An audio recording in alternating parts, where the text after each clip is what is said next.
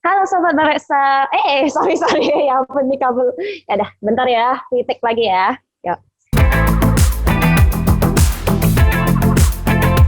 Halo Sobat Bareksa. Welcome back to Bareksa Podcast. Jadi saya Ale dan kali ini saya ditemani oleh teman saya Mbak Diandra. Halo Mbak Diandra. Halo Ale. Ya. Nah, jadi kali ini Sobat Bareksa kan kita masih dalam pandemi COVID-19 ya, jadi semua masih dalam di rumah dong. Nah, kalau bagi kalian yang bosen, kalau kalian udah nonton video ini, podcast ini, kalian refer ke teman-teman ya kalian supaya teman-teman kalian juga dapat edukasi dan tips seputar tentang investasi. Nah, topik kali ini sih kita masih tetap dalam ranah investasi, tapi kita lebih membicarakan investasi di tengah pandemi COVID ini, gimana lebih memilih ngumpet atau langsung grojek terus. Nah, untuk kali ini narasumbernya itu outstanding banget. Nah, beliau ini adalah salah satu udah pernah dinobatkan sebagai makroekonomi domestik terbaik di Indonesia berdasarkan Asia Money 2003, serta pendiri dari komunitas Nabi Yusuf. Dan posisi beliau juga adalah salah satu Chief Strategi dan Director untuk Investment Strategi di Bahana TCW Investment Management.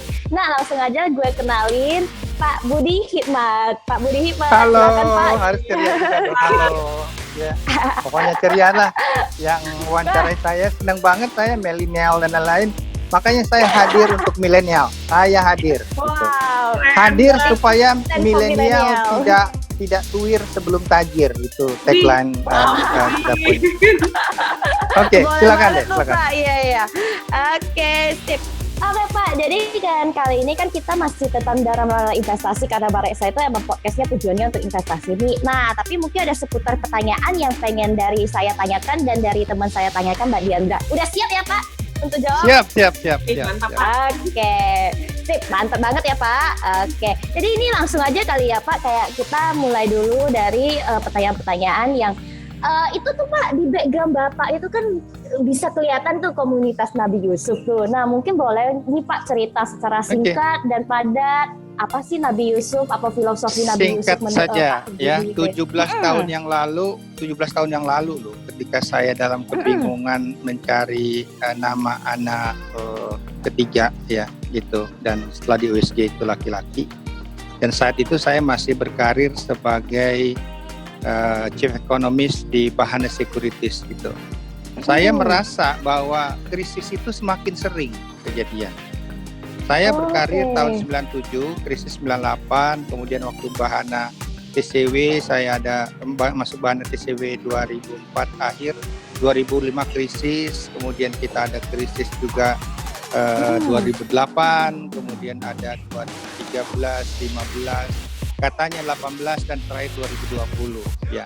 Nah, dalam perenungan ini ya, saya menemukan bahwa yang mendapat berkah lah, bahwa ternyata ini kisah pergiliran masa malang masa gemilang ini kayaknya ceritanya udah kuno sekali gitu, bisa ditarik di sejauh kisah Nabi Yusuf, dan uniknya kisah ini paralel. Jadi saya juga baca perjanjian lama, saya baca Al-Quran, dan menarik, dan for your information, pemikiran ini luas sekali, dan saya sendiri sudah menjelaskannya sejauh Moskow, coba bayang. Diundang. Kemudian juga ada materi yang saya tertarik, pengembangannya sudah didiskusikan dengan Dekan FEUI Profesor Ari Kuncoro sebagai materi doktor gitu. Tapi saya tarik karena kelihatannya ini waktunya kurang tepat untuk bicara akademik. Kita perlu bicara itu penerapan, dan di dalam penerapan itu perlu sekali sosialisasi. Dan kayaknya itu lebih cepat. Waktu saya ABG, angkatan barusan gocap gitu, kita 96. Saya mensosialisasikan ide ini nggak cuma di kampus. Saya ketemu Romo di di Semarang, kemudian juga banyak pihak, dia bilang wah ini menarik nih ya gitu. Jadi nanti akhirnya saya bikin komunitas Nabi Yusuf ya. Di sini inklusif ya, nggak cuma Muslim, non Muslim juga ada. Ada teman saya yang juga di gereja juga tertarik, dia lihat pemikiran ini ya gitu. Dan it's about the time. Dan kenapa diundang milenial? Ini unik nih ya. Oke. Jadi komunitas Nabi Yusuf itu pada dasarnya kita ingin kembangkan suatu komunitas yang konstruktif, yang inklusif, independen untuk kita itu mencegah suatu risiko yang sangat besar. Ya, nah kita pernah ngalamin 98 krisis, kita ngambil 2008, 2020. This is not our crisis. This is sekarang tuh crisis in the West affecting the rest. Krisis kita itu nanti ketika kita tua. Nah, tua itu menurut data demografi itu sekitar 2030. 2030 itu kan 10 tahun lagi. Ini waktunya sangat pendek, karena itulah kelihatannya saya welcome sekali ya Mbak Reksa mengundang saya dalam kesempatan ini. Silakan pemikiran ini dikaji, diuji sebelum diterapkan gitu. Jadi apa risiko kita? Apa yang kita pelajari dari negara yang sekarang mengalami krisis? Krisis itu pada dasarnya ada 3 elemen yang berat, yang itu mungkin krisis. Pertama, kalau dia itu tua, menua, kemudian dia banyak utang. Kemudian dia dalam pengelolaan ekonominya tingkat pajak udah ketinggian, gitu. Itu susah.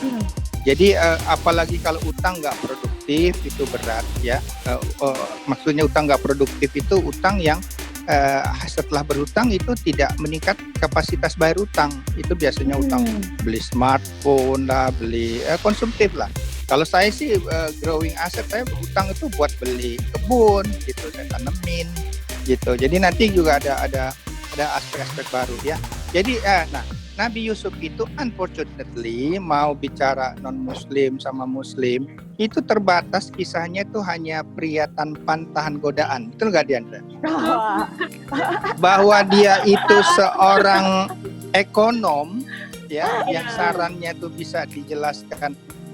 Podcast ini mungkin dibaca oleh yang belajar ilmu ekonomi ya. Saya juga dosen di FPUI dan Prasetya Mulia gitu, bisa dibaca sebagai Keynesian analitik nanti gitu ya.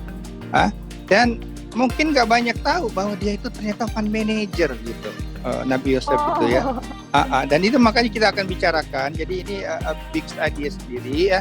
Sarannya itu sebetulnya adalah ya untuk supaya kita bisa ketika, nah apalagi sekarang itu boleh dibilang sudah masuk siklus sapi kurus makan sapi gemuk ya.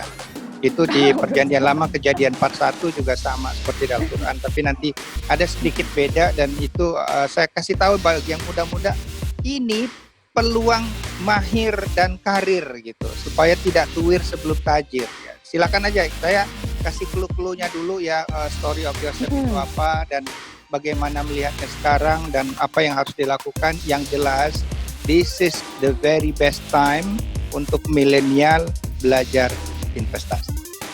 Wow, sedap sekali Bapak, ya ampun.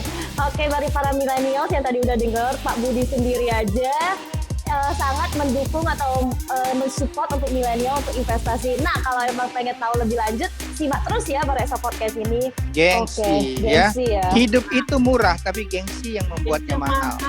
Gitu. Betul ya. banget Pak, ya ampun. Nah, ya ini kan halo semuanya. Ini kan radical truth and transparency. Mari kita bongkar kan?